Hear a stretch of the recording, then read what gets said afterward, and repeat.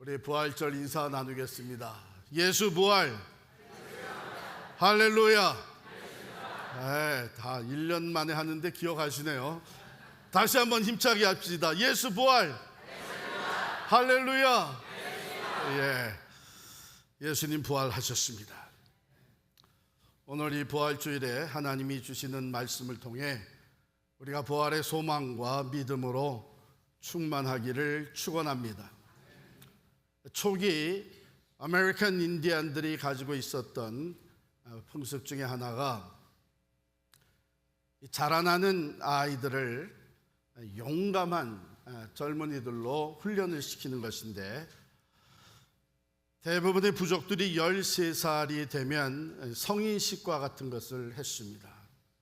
그것은 그 전에 13살 되기 전에 훈련을 시키는데 사냥하는 거, 그리고 또 낚시하는 거, 그리고 싸움하는 거, 무기 다루는 거, 이런 훈련들을 리더십과 함께 시키고 나서 이 성인식의 마지막 테스트가 있는데, 그 마지막 테스트는 이런 것입니다.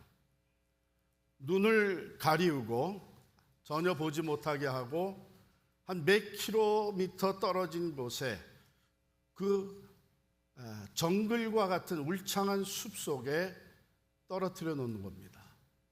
그러면 13살 되는 소년이 거기서 혼자 밤을 지새우는 거예요. 그 나이가 되기까지 가족과 부족으로부터 떨어져 나가 지내본 적이 없는 이 소년, 눈이 가려졌던 것이 풀어질 때에 눈을 떠보니까 온통 숲속에, 울창한 숲속에 자기 혼자인 것을 발견합니다. 어둠이 깃들면서 그는 겁에, 두려움에 마음이 떨기 시작을 하겠죠. 한밤중에 나무가지 하나가 부러지는 소리도 들립니다. 그 소리에 야생 짐승이 달려들지는 않을까 두려움에 감싸이게 됩니다. 온갖 두려움 가운데 상상을 하면서 빨리 날이 밝아오기를 기다리는데 마치 시간은 영원처럼 느껴지는 것이죠. 드디어 새벽이 밝아오고 첫 햇살이 그 울창한 숲속으로 비쳐 들어올 때에 드디어 주위가 보이기를 시작을 합니다. 꽃과 나무가 눈에 들어옵니다. 조그마한 길이 있는 것을 또한 보게 됩니다. 너무나도 놀라웠던 것은 바로 몇 미터 떨어진 곳에 한 남자의 형체가 보이는데 자세히 보니 그의 아버지였습니다. 그 아버지가 밤새도록 활과 화살, 창으로 무장을 하고 밤을 같이 지새운 겁니다. 여러분, 우리도 두려움의 시대에 살고 있죠. 우리는 최근에 코로나 바이러스라는 코비드-19 바이러스로 엄청나게 두려워 떨고 많은 사람들을 잃어버렸습니다. 공기오염이 이제는 우리에게 두려움으로 다가오고 있죠. 지평선이 흐릿하게 보이고 사랑하는 사람들이 나를 떠나게 된다는 두려움이 우리에게 있습니다. 다른 사람들과 비교해서 내가 무능하다고 하는, 무기력하다고 하는 생각이 두렵게 만듭니다. 요즘 우리 미국은 하루가 다르게 미국 정책, 행정명령이 변하면서 이게 도대체 어떻게 될 것이냐? 경제적인 두려움과 압박감이 우리에게 찾아오고 있습니다. 그 가운데 실제로 직장을 잃은 사람들, 신분의 문제로 내가 이제는 나돌아다닐 수가 없는 것 같다 두려움에 갇혀 있는 사람들도 있습니다. 여러분, 이 모든 두려움 가운데 분명한 것은 하나님이 여전히 주관하고 계십니다. 하나님은 여전히 우리와 함께 계십니다. 십자가에 달려 죽으신 예수 그리스도, 모든 것이 끝났다고 여겨지는 그때에 하나님은 그 예수를 다시 살리셨습니다.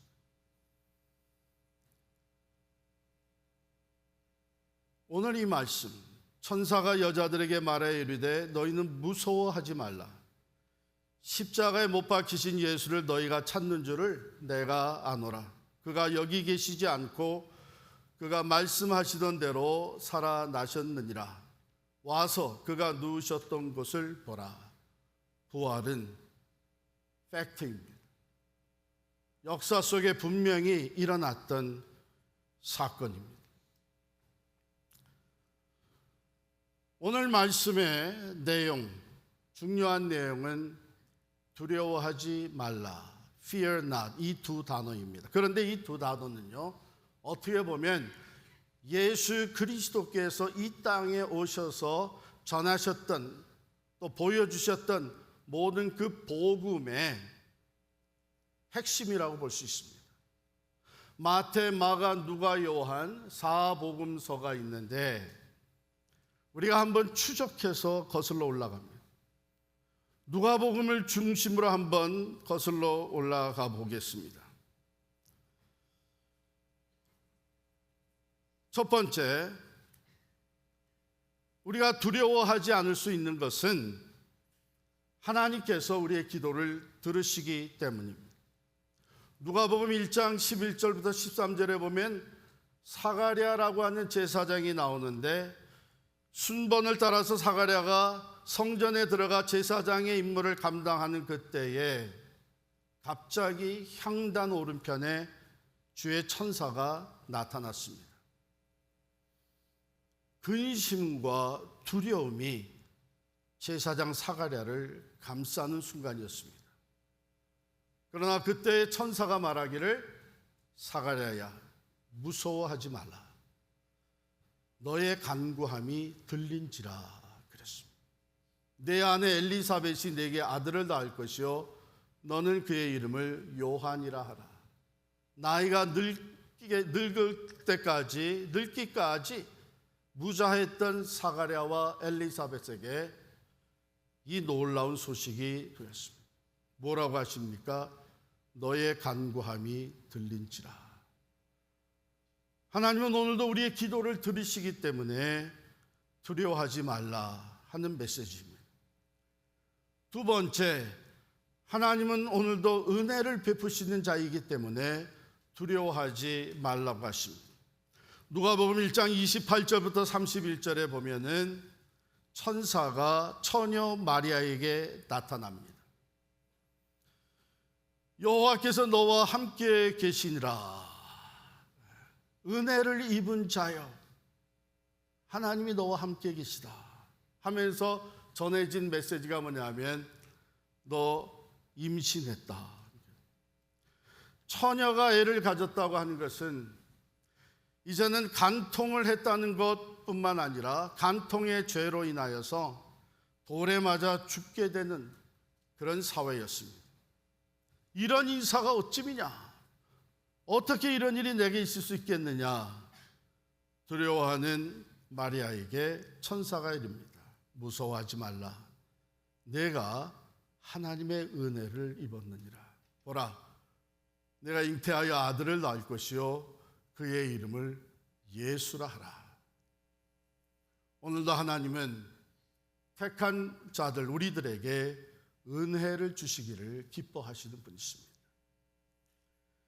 세 번째로 우리가 두려워하지 말 것은 복음이 우리에게 주어졌기 때문입니다. 기쁨의 소식.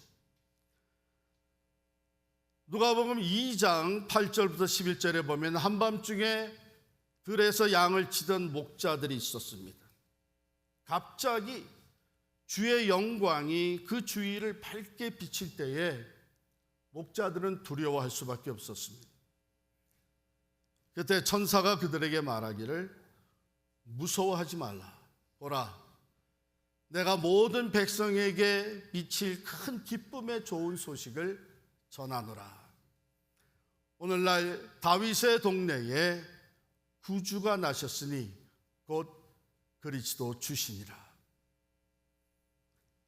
하나님은 우리에게 복음을 주시고 우리의 삶에 기쁨의 소식을 전해주시는 분이시기 때문에 두려워하지 말라고 하십니다. 네 번째로, 주님은 희망이 없는 죄인에게 새 생명과 삶의 목적을 주시기 때문에 두려워하지 말아야 합니다. 누가복음 5장 7절부터 보게 되면 베드로가 밤새 고기를 잡으려고 했지만 한 마리도 잡지 못했습니다. 여러분, 직업이 어부입니다. 이제 이 하루를 어떻게 살아야 될지 모르고 있는 베드로에게 예수님께서 깊은 데로 가서 다시 그물을 던져라. 순종하며 나아간 베드로뿐만 아니라 베드로와 함께 고기를 잡던 두 배가 새로 잡힌 고기로 말미암아 가득 차게 되고, 성경은 그 배가 물에 침몰될 지경이었다, 이렇게 기록을 합니다. 베드로는 그 놀라운 기적 사건 가운데 이 예수라는 분이 보통 분이 아니시구나, 이런 마음을 가지고 예수님 앞에 와서 무릎을 꿇습니다. 주여, 나를 떠나소서. 나는 죄인이로소이다. 우리 가운데도 우리 스스로의 약함과 죄로 말미암아 두려워하는 자들이 적지 않게 있습니다. 두려워하는 베드로에게 주님이 말씀하십니다. 무서워하지 말라. 이제후로는 내가 사람을 취하리라. 이제부터는 내가 사람을 낚는 어부가 되겠다. 자기가 죄인인 것을 고백하는 베드로에게 새로운 삶, 새로운 목적을 주셨습니다. 예수 그리스도는 모든 병과 죽음을 이기시는 능력을 가지고 있기 때문에 두려워하지 말라고 말씀하십니다. 누가복음 8장으로 넘어가면 49절부터 회당장의 이야기가 나옵니다. 회당장의 딸이 거반 죽게 되었을 때 회당장이 예수님을 찾아갑니다. 내가 오셔서 내 딸을 좀 살려주십시오. 가는 길에 시간이 지체가 된 것은 12해를 혈류병으로 앓던 여인이 예수님의 옷깃을 만지면서 그 능력으로 고침을 받는 사건이 있습니다. 시간이 조금 지체되는 가운데 회당장의 집에서 사람을 보내서 메시지가 전달되었습니다. 회당장에게 하는 말이, 선생님을 더 이상 괴롭게 하지 마십시오. 딸이 이미 죽었습니다. 이 얘기를 듣고 있던 예수님이 말씀하십니다. 두려워하지 말고 믿기만 하라. 그리하면 딸이 구원을 얻으리라. 주님 가셔서 죽은 이 딸을 다시 살려주셨습니다. 여러분, 우리가 두려워하지 말 것은 여러분과 저는 하나님께 큰 가치가 있는 존재들이기 때문입니다. 누가복음 12장 6절 7절에 보면 주님께서 이런 말씀을 하십니다. 참새 5마리가 두 아사르온에 팔리는 것이 아니냐. 그러나 그 중 하나도 하나님 앞에서 잊혀지지 않느니라. 너희들에게 있어서는 너희들의 머리털까지도 모두 세신 바 되었느니라. 제가 이것을 읽으면서 처음으로 이런 생각을 해봤어요. 많이 빠졌지만 아직도 여전히 많은데, 이 머리털 하나하나에 번호가 붙어 있다는 거예요. 왜? 하나님이 세신 바 됐으니까. 그만큼 우리를 존귀한 존재로 여기십니다. 실제로 주님 하나님의 말씀은 우리 한 사람 한 사람이 온 천하보다도 더 귀하다고 말씀을 하십니다. 하나님이 이렇게 존귀한 존재로 여기시기 때문에 우린 두려워할 필요가 없는 것입니다. 또한 누가복음 12장 29절부터 보게 되면 하나님께서 공급해 주실 것이니까 두려워하지 말라고 합니다. 너희가 무엇을 먹을까 무엇을 마실까 구하지 말며 의심하지 말아라. 그건 다 세상 사람들이 이방인들이 하는 것인데 너희에게는 하늘 아버지가 있지 않느냐. 천부께서 너희의 모든 필요한 것을 다 아시느니라. 그러니 너희로서는 먼저 하나님의 나라와 그 의를 구하라. 그리하면 이 모든 것을 너에게 다 더하시리라. 그러면서 이어서 하신 말씀이 누가복음 12장 32절의 말씀입니다. 적은 무리여 무서워 말라. 너희 아버지께서 그 나라를 너희에게 주시기를 기뻐하시느니라. 할렐루야. 오늘 우리가 읽은 본문 다시 한번 읽습니다. 누가복음 28장 5절에 천사가 여자들에게 말하여 이르되 너희는 무서워하지 말라. 무서워하지 말라. 십자가에 못 박히신 예수를 너희가 찾는 줄을 내가 아노라. 그가 여기 계시지 않고 말씀하시던 대로 살아나셨느니라. 와서 그가 누우셨던 것을 보라.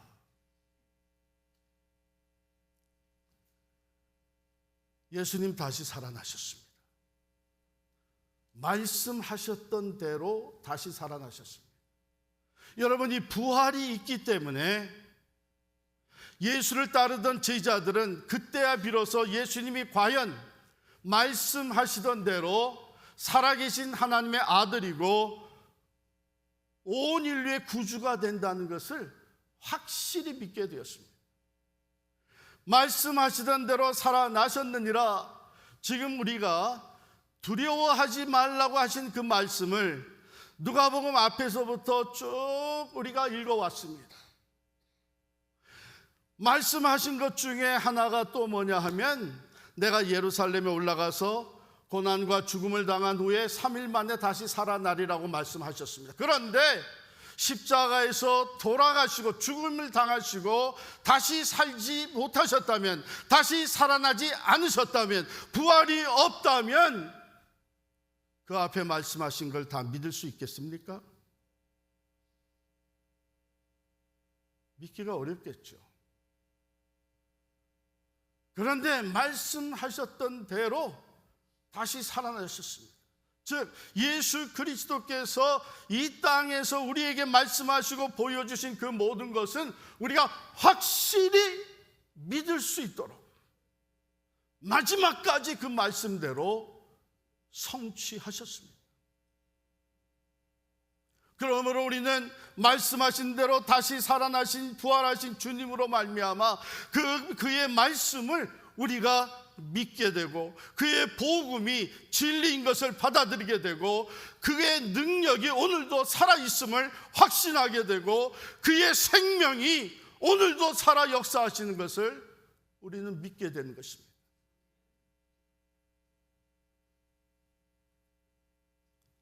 마태복음 28장 5절 여인들에게 너희는 무서워하지 말라. 이는 너희가 십자가에 못 박힌 예수를 찾는 줄 내가 아노라. 그가 여기 계시지 않고 살아나셨다. 그 당시에 이 여인들뿐만 아니라 제자들이 어떤 두려움에 쌓여 있었을까요? 예수님을 십자가에 못 박아 죽였으니 그 다음은 우리 차례다. 두려웠겠죠? 지금까지 예수를 따라오느라고 모든 것을 버려두고 따랐는데 이제 우리의 꿈은 산산이 깨어졌다. 내일부터는 무엇을 위해 살 것이냐? 두려웠겠죠? 뿐만 아니라 믿음이 흔들리면서 그들은 의심과 무서움과 또한 미래에 대한 염려와 그 꿈과 소망이었던 예수가 십자가의 죽으심으로 말미암아 낙심과 좌절에 빠져 있을 수밖에 없었습니다. 그런데 선포되어진 말씀입니다. 그가 여기 계시지 않고 말씀하시던 대로 살아나셨다. 이 얘기는 무슨 얘기예요? 이야기는 끝나지 않았던 얘기예요. 이 여인들은 마지막 예를 표하려고 그날 아침에 무덤을 찾아갔던 여인들입니다. 마지막 예를 표한다는 게 무슨 말이에요? 미처 사랑하던 그 선생님, 그 주님을 장사 지내는 일에 마지막 향유를 부어드리고 그러기 위해서 찾아간 거예요. 다른 말로 바꾸면 예수와의 이야기에 종지부를 찍는 것이죠. 마지막 예를 갖추는 겁니다. 그런데 부활은 우리들에게 말합니다. 이야기는 끝나지 않아. 이야기는 지속되는. 예수의 말씀은 지속적으로 성취돼요. 예수의 사랑은 여전히 변함없이 우리와 함께하죠. 예수의 능력은 사망 권세까지 이기신 그 능력은 계속해서 우리 가운데 살아 역사하죠. 우리의 소망은 여전히 살아있다는 겁니다. 매일 저녁 어둠이 깃들 때에 집으로 돌아가는 한 어린 아이가 있었습니다. 그런데 집으로 가는 길에는 참 으시시한, 다 망가져가는, 마치 귀신이 나올 것 같은 한 집을 지나가야만 했습니다. 이 아이는 그 길을 걸어가는 게 너무 무서웠어요. 동네 몇몇 어른들이 그에게 용기를 주려고 이런저런 말을 했습니다. 야, 너 이 부적을 붙이고 가면 무서워하지 않아도 돼. 이 부적이 그 귀신 다 쫓아낼 거야. 그래도 여전히 무서웠습니다. 자식, 사내 자식이 뭐 이런 것 가지고 그래. 너 교회 다니지? 두려워하는 것은 죄악이야. 그러니 믿음으로 하나님을 신뢰해. 그렇게도 얘기해 줬습니다. 이런저런 말로 이 아이의 마음에서 두려움을 다 몰아내고 용감하게 자신만만하게 그 길을 가도록 도와주기로 했지만 아무 소용이 없었습니다. 그런 중에 어떤 사람이 나서서 이렇게 얘기를 했습니다. 얘야, 여러분, 나도 어렸을 때 이곳 지날 때 엄청나게 무서웠습니다. 그럴 때 나는 얘가 이렇게 무섭고 두려워하는 것을 잘 이해합니다. 이 아이를 부르면서 손을 더 잡았습니다. 나랑 함께 가자. 나랑 같이 가자. 다른 사람들은 말만 할 수 있었지 그 두려움을 없애기 위해 아무것도 해주지 못했습니다. 그러나 이 사람은 이 아이의 마음과 어깨에서 두려움을 몰아내기 위해 이 아이의 손을 잡고 이 아이를 들어 올려서 자기 어깨에 태웠습니다. 그리고 그 길을 걸어갔습니다.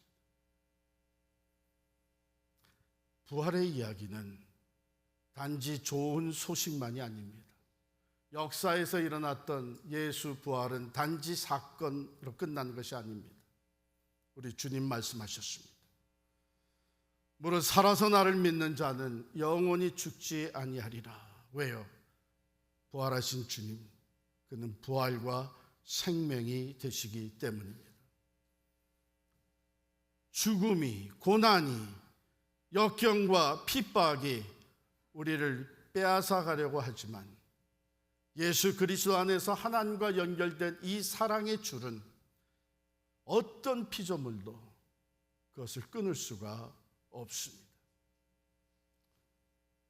사랑하는 성도 여러분, 이제 나이가 들어 허약해지고 힘을 다 잃어가면서 조만간 찾아올 죽음의 두려움이 엄습해 옵니까? 부활하신 주님이 함께 계십니다.